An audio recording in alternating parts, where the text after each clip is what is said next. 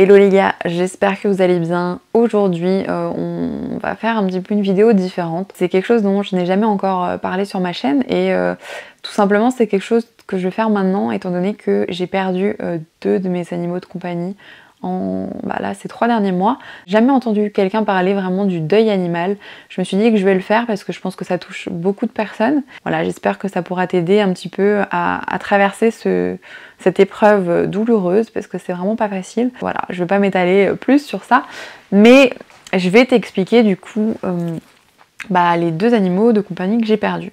Ça explique aussi le pourquoi du comment j'étais absente ces derniers mois. Ici, chez mon copain, parce qu'il faut savoir que je vis à moitié chez mon copain, qui vit chez ses parents, et à moitié chez mes parents. Chez moi, j'avais un chat que j'ai eu depuis que j'avais 6 ans, je crois, ou 5 ans, je sais plus, bref, il avait 18 ans.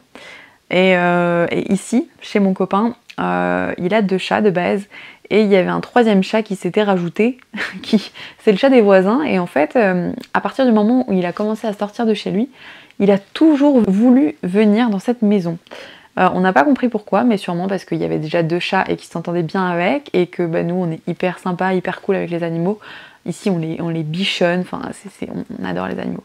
Et donc du coup c'est le chat des voisins qui venait ici tout le temps, donc c'était un petit peu comme notre chat. Début mars, en fait il avait l'habitude de venir tous les matins demander la pâtée à ma belle-mère, et un vendredi matin, quand elle part au travail, il n'est pas là.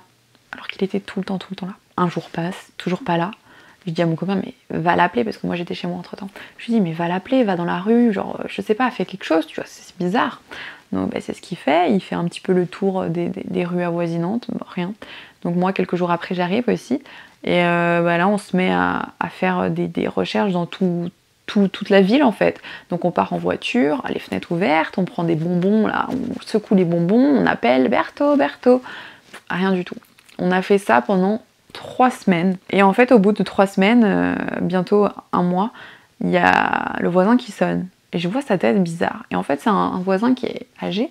Je me dis, bon, c'est bizarre, est-ce qu'il y a quelque chose qui s'est passé ou... Enfin, on sait jamais, quoi. Moi, je pense pas du tout à Bertho, en fait, à ce moment-là. Donc, du coup, j'ouvre, je lui dis bonjour, et il me dit, ah, on a retrouvé le chat au bout de la rue, machin. Vu sa tête, etc., je comprends direct que c'est pas cool, quoi. Donc, j'appelle mon copain et je lui dis, écoute, je crois que Bertho est décédé. On va voir au bout de la rue, dans la maison, parce qu'en fait, c'est une impasse ici où on est. Donc, la maison au bout de rue, c'est une maison inhabitée un petit peu puisque les personnes sont parties en maison de retraite, donc c'est le voisin d'en face qui vient de temps en temps ouvrir un petit peu les volets, voir que tout aille bien, quoi. Du coup voilà, on va et on découvre Bertho en fait, derrière un petit buisson. Et là c'était clairement le choc parce que on le cherchait depuis 4 semaines bientôt. Tous les jours on avait espoir, et surtout quelque chose dont j'ai pas parlé, c'est que j'avais mis plusieurs fois une photo, une annonce en fait sur le groupe Facebook de la ville en disant voilà, on ne trouve plus Bertho depuis tant de temps, on est dans ce secteur là, et il y avait beaucoup de signalements en fait, beaucoup de personnes qui nous disaient écoutez, je crois l'avoir vu là, machin, bon on n'est pas sûr mais on pense, donc nous ça nous donnait beaucoup d'espoir en fait, et on a même eu une fois une photo, on croyait vraiment que c'était lui sur la photo, même s'il paraissait un petit peu plus gros. Bon, on s'est dit c'est pas grave, peut-être qu'il a grossi entre temps, ou c'est la photo qui fait un petit peu qu'on le reconnaît pas à 100%, quoi. Et là en fait de voir son petit corps comme ça, sans vie, inanimé, ça a été un choc en fait, vraiment. On est rentré à la maison. Et franchement, perso, je me suis effondrée. Alors que c'était même pas mon chat et que je le connaissais depuis que 2 ans et demi. Enfin, c'est indescriptible en fait. L'espoir qu'on peut avoir de retrouver un animal, parce que c'était un ange, franchement, c'était un ange. Il était tellement mignon. Bref, tous les chats, j'aime tous les chats. Et je pense qu'on a, avec n'importe quel animal de compagnie qu'on a, on tisse un lien différent en fait avec chacun d'eux. Et avec lui, avec Bertho, c'était vraiment un petit con, quoi, qui faisait n'importe quoi, il était hyper drôle, il en faisait qu'à sa tête, bref. Donc voilà, moi perso, je me suis effondrée, genre ça m'a traumatisée en fait, parce que, pas traumatisée à vie, voilà, mais sur le moment ça m'a vraiment retournée. Et en fait, il faut savoir que j'ai une phobie un peu de la mort. J'ai pas peur de mourir, vraiment, je suis assez inconfortable avec l'idée de la mort, parce que, je sais pas. Je me pose souvent la question de pourquoi on est sur Terre, qu'est-ce qu'on vient, enfin qu'est-ce qu'on fait là en fait. Et moi mon but vraiment, en étant ici, c'est de faire des choses qui vont... en fait moi j'aimerais changer le monde dans ma tête. et je pense que beaucoup de gens aimeraient le faire. Mais tu sais, il faut avoir une idée, c'est compliqué quoi. Et cette idée de mort et de fait qu'on est là qu'un temps à juste être là pour être là en quelque sorte, c'est compliqué à dire parce que le fond de ma pensée est pas facile, mais en tout cas j'ai cette espèce de problème, enfin de problème avec la mort, bon, qui va un petit peu mieux maintenant. Et carrément le soir même, je me suis retrouvée aux urgences, j'arrivais plus à respirer, c'était horrible en fait. Je fais souvent des crises de panique, enfin je fais souvent, j'ai de l'anxiété en fait, et ça m'arrive des fois de faire des crises de panique, mais c'est hyper rare. Et là, ça m'était jamais arrivé d'être aussi mal physiquement à ce point-là en fait. Et bon, j'ai passé la nuit aux urgences, tout ça, je suis ressortie. En fait, ils m'ont gardé la nuit parce que j'avais des paramètres au niveau sanguin qui étaient un petit peu bizarres. Ils pensaient que j'avais une embolie pulmonaire. Bon, au final, non. Ensuite, le temps passe. Le mois d'après, c'est donc mon oncle qui décède. Bon, c'est compliqué parce qu'on a été en Grèce, etc. Parce que je suis grecque et ma famille, donc une partie de ma famille est en Grèce. Bref, on va pas parler du deuil au niveau des humains. Aujourd'hui, j'ai vraiment décidé de parler au niveau des animaux. Et quelques semaines après, j'étais chez mon copain et mon père m'appelle et me dit « Écoute, Winnie, c'est mon chat, ne va pas bien. Il est désorienté, etc. Ça va pas. » Direct, je me suis dit, écoute, je pense que c'est la fin malheureusement, parce que mon chat avait 18 ans, et ça faisait au moins 4 ans que je voyais en fait le changement de... En fait, je voyais qu'il vieillissait tout simplement. Et ça commençait vraiment à me faire peur en fait, parce que moi, mon chat, je le connais depuis que je suis toute petite. C'est mon bébé, mon amour. Vraiment, j'ai l'impression que il y a une connexion en fait entre nous, c'est incroyable. Rien que d'en parler, là, ça me... Hier soir encore, j'étais en train de trier mes photos, je suis retombée sur des vidéos, genre ça m'a fait chialer, mais comme pas possible. Et en fait, c'est pas pareil parce que avec Winnie, je m'attendais vraiment à ce qu'il parte un moment. Quand il est parti, ça m'a presque apaisée parce que je me suis dit, il est en paix, il ne souffre pas.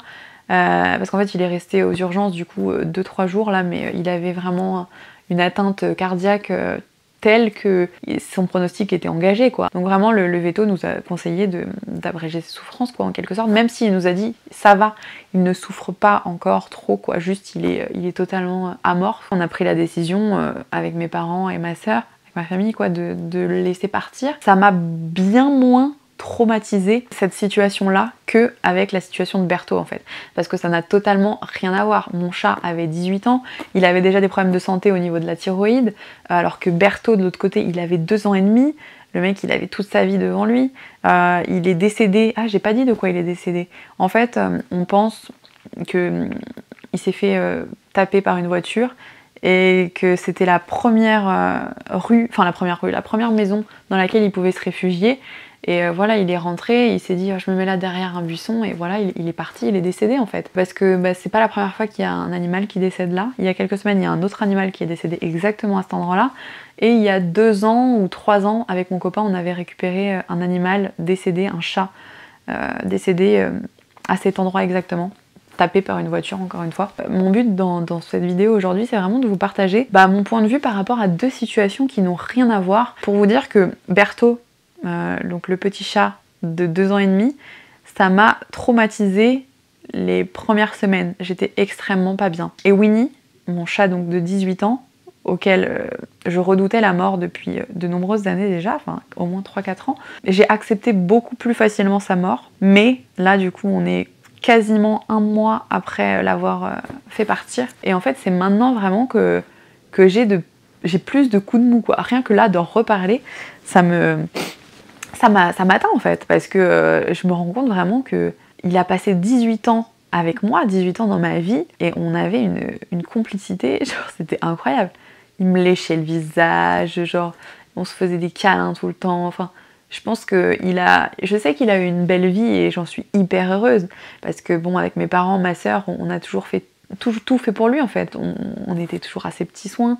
Dans les dernières années de sa vie, il mangeait moins un petit peu aussi parce qu'il avait une hyperthyroïdie, ça faisait qu'il avait moins d'appétit il me semble, de ce que les médecins, de ce que les vétos nous avaient dit. Il mangeait, il était plus difficile en fait, donc on faisait des commandes de nourriture genre un petit peu haut de gamme, de trucs vraiment qu'on achetait sur internet en fait, sur Zooplus, je crois, ouais c'est Zooplus. On lui faisait des commandes de nourriture, on faisait plein de choses variées, on prenait...